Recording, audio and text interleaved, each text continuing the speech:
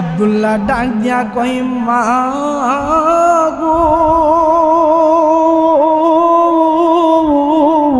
ও মা, এতদিন না তোমরা আমার পিছে তোমরা গুড় গুড় করছো রে, এতদিন না আমাকে কতভাবে কত রকম অফার করছো, এতদিন না আমাকে পাওয়ার জন্য তোমরা প্রতিযোগিতার মিছিল লাগাইছো,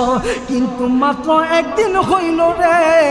কেন তোমরা আমাকে দেখলে মুখটা ফিরাইয়া নাও, কেন তোমরা আমাকে দেখলে দূরে দূরে চলে যাও, কেন তোমরা আমি যে রাস্তা দিয়ে হাঁটি তোমরা ওই রাস্তা থেকে চইলা যাও। তখন মদিনার মেয়েরা ডাক দিয়া কয় আব্দুল্লাহ রে,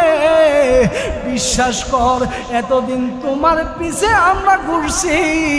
বিশ্বাস কর তোমার রূপের জন্য তোমার পিছে ঘুরি নাই, তোমার দেহর জন্য তোমার পিছে ঘুরি নাই, তোমার সম্পদের জন্য তোমার পিছনে ঘুরি নাই, তোমার কোফাল মুবারকে যেই নূর নবীর চিহ্ন ছিল রে, ওই নূরে মুহাম্মদের মা হওয়ার জন্য আমরা মদিনার সকল মেয়েরা পাগল হয়ে গেছি।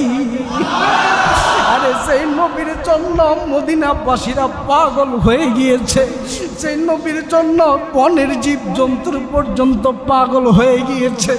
কিন্তু দুঃখ হয় ওই নবীর মিলাদুন নবীর মাহফিল আমরা করলে আর এক দলের মানুষরা আমাদেরকে বেদাতি বলে,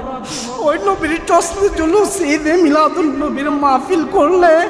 আমাদেরকে বন্ড বলে গালি দেওয়া হয়, আরে ইয়া রাসূলুল্লাহ বলে ডাক দিলে আমাদেরকে বন্ডর পছুয়া দেওয়া হয়।